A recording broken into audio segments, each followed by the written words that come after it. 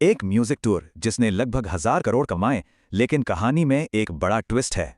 जी हाँ, 943 करोड़ रुपए। ये वो नंबर है जो हर हेडलाइन में छाया हुआ था। पर क्या हो अगर आर्टिस्ट ने ये पैसा कमाया ही ना हो? असल कहानी हेडलाइन से कहीं ज्यादा अलग है। ये सिर्फ एक कॉन्सर्ट की कहानी नहीं है, ये एक पूरा ग्लोबल बिजनेस मॉडल है। सब कुछ शुरू हुआ नाम से, दिल्लुमिनाटी।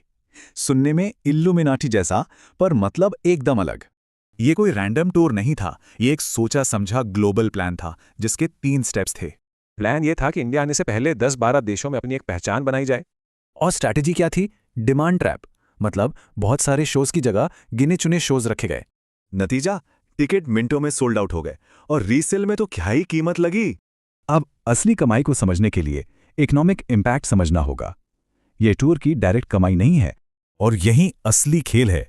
इकोनॉमिक इम्पैक्ट था 943 करोड़, पर टूर का रेवेन्यू था 276 करोड़। तो ये 276 करोड़ आए कहां से? ज्यादातर टिकटों की बिक्री से और बाकी ब्रांड डील से। लेकिन रुकिए, ये रेवेन्यू प्रॉफिट नहीं है। एक ग्लोबल टूर के खर्चे भी तो बहुत ज्यादा होते हैं। सारे खर्चे निकालकर आर्टिस्ट की कमाई भी अच्छी खासी थी, पर वो हेडलाइन वाला फिगर नहीं था। इसमें 15 से ज्यादा ब्रांड्स ने भी पैसा लगाया। कॉन्सर्ट्स को एक एडवर्टाइजिंग इवेंट बना दिया। क्यों? क्योंकि जहां हजारों लोगों का ध्यान हो, ब्रांड्स वहां पैसा लगाते हैं।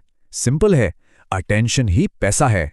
इस सब में एक और प्लेयर था जिसे फायदा हुआ, सरकार, जिसने कमाए करीब 114 करोड़ रुपए टैक्स से। ये पैसा आया टिकटों पर जीएसटी, इवेंट परमिशन और बाकी सिटी चार्जेस से। पूरे सिस्टम ने कमाया।